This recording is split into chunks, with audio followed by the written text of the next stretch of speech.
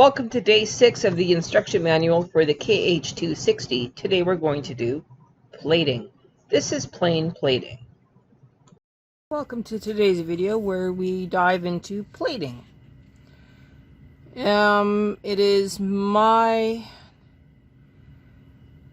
knowledge, recollection, as far as I know, plating is done with 2 thin yarns. And the act of plating is to keep the yarn separated. And I was taught on a Singer, which has a plating feeder. So right in here would be your plating feeder, and that is your regular one, I think. So if we open the door, when we put in the yarn, it goes into this one, but for plating, it goes in behind. So we have only the closest to here is being used. You don't have a second one in feeder B, from what I can tell. So what we're going to do is we are going to fix my end needle selection. So we pull it down and we twist it, pull it down, twist it.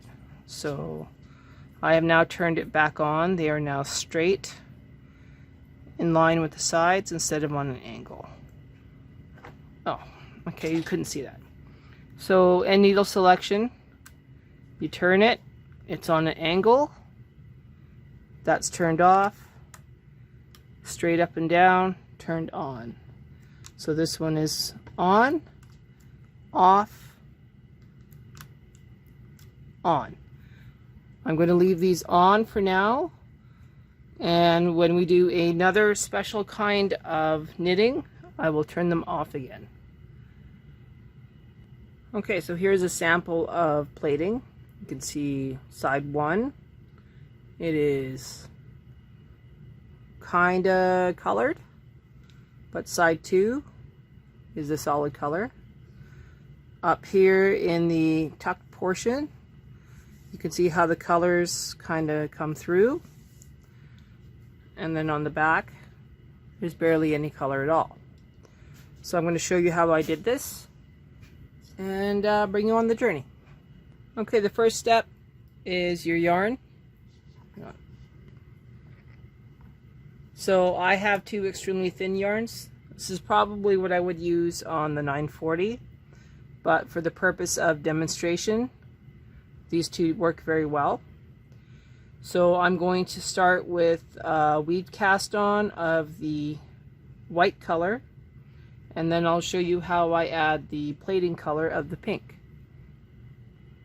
Okay, so what you see here is my background yarn is my white yarn.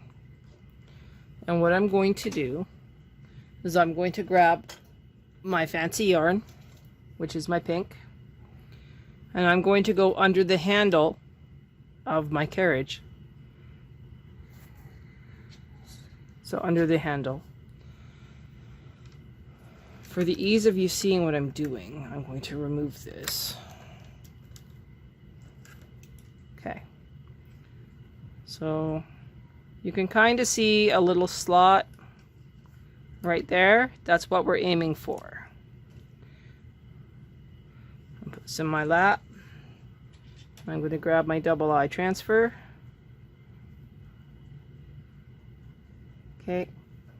Double eye needle. Okay, generous tail.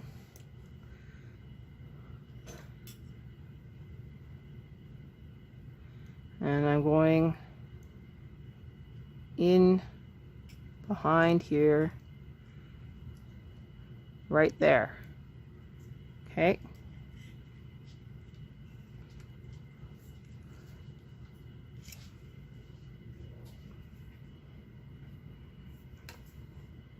Like that.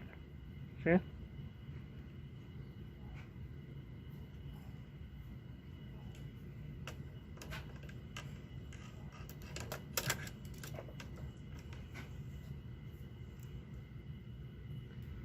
Now, I gotta move this carriage all the way over that side to get the sinker plate back on.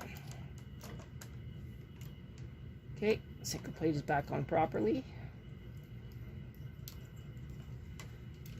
Now you will note the pink is inside, right? So it's closer to the machine than the white is. However, there's magic in the air.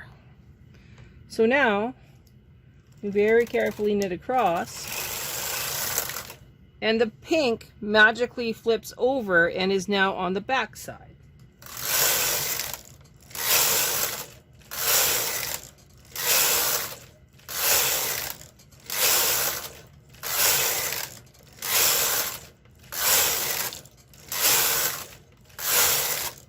It is the weirdest thing, but that is the essential thing of plating. Now I have a little issue here. Hang on.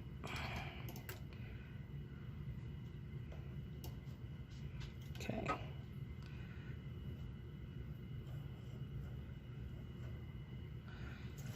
Make sure that everything is off the gate pegs, and it is. Okay, we're gonna go a couple more rows.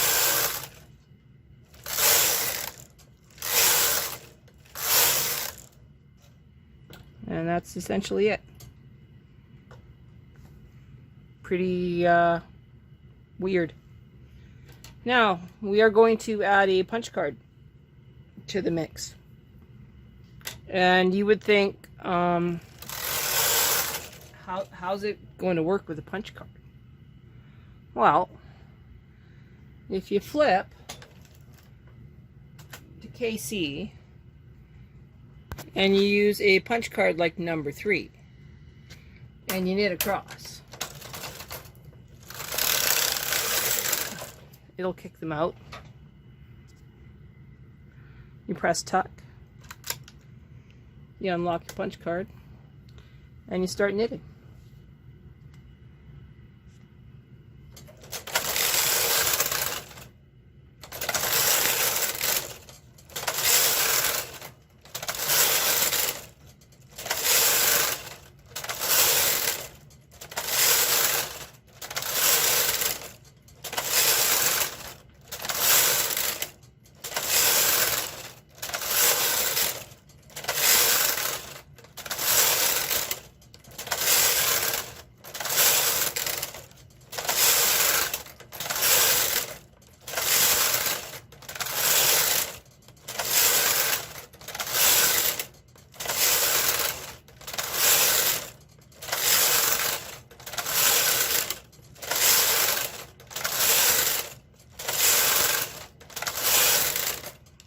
So if you have a lot of thin yarn and you want to turn it into thick yarn and keep your colors mostly separated, this is the knitting technique for you.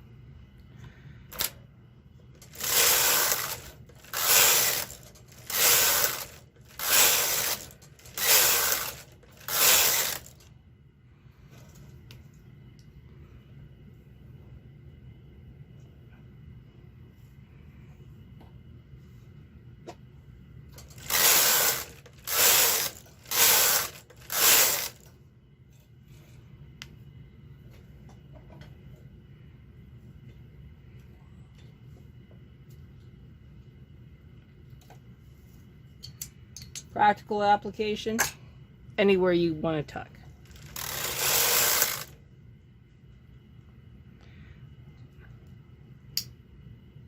If you hear that noise in the background, that's just Sid.